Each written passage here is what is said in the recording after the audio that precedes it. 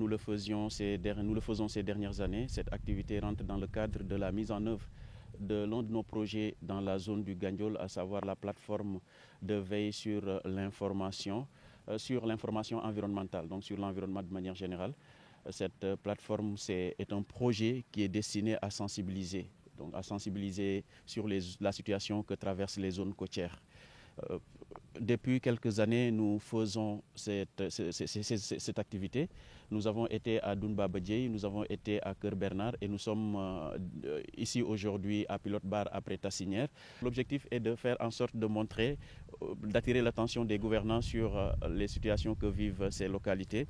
Je crois que la principale menace demeure les changements climatiques. On a eu l'amère expérience de Doune Baba Dieye et Keur Bernard. Aujourd'hui, ces zones sont menacées, donc Tassinière la dernière fois, et aujourd'hui nous sommes à Pilote Bar pour regarder en fait les difficultés auxquelles ces zones sont confrontées. Pilote Bar aussi est en ligne de mire en fait de ces situations désagréables. Donc vous voyez que les habitations sont pratiquement menacées, les populations s'inquiètent. Il y a aussi les universitaires et les chercheurs qui attirent l'attention, qui sonnent en quelque sorte qui tirent en fait la sonnette d'alarme et qui veulent nous montrer réellement que si rien n'est fait, si les autorités ne font pas l'effort de venir en aide à ces populations en augmentant les outils de prévention, peut-être que ces localités peuvent vivre des situations amères qui vont nécessiter peut-être des interventions beaucoup plus importantes que celles que nous faisons présentement. Donc c'est l'une des raisons de la mise en œuvre de nos différents projets dans ces zones,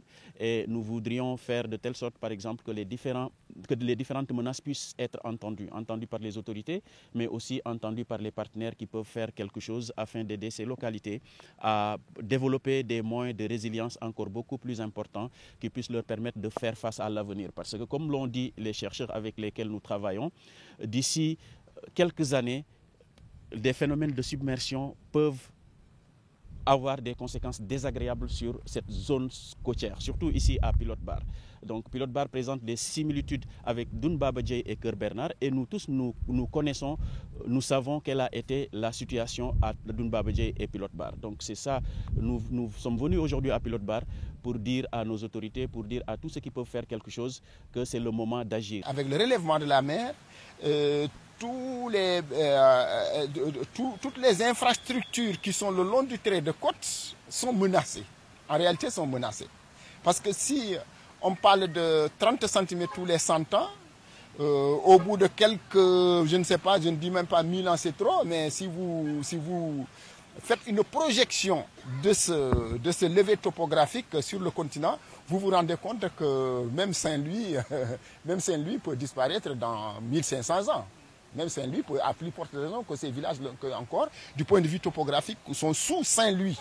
Oui, oui.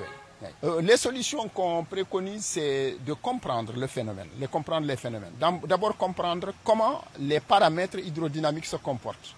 Les courants de dérive, les vagues, les houles, les phénomènes de marée, etc., etc. Les phénomènes exceptionnels de submersion marine, comment ces phénomènes-là se comportent. Et ça, il faut des appareils assez récents pour essayer de comprendre ces phénomènes. Une fois qu'on comprend ces phénomènes, il est possible de mettre en place un dispositif pour ralentir, non pas pour arrêter, parce que c'est compliqué, ce n'est même pas possible d'arrêter ici pour exagérer un peu, pour ralentir la vitesse de destruction de ces infrastructures qui sont le long du trait de côte.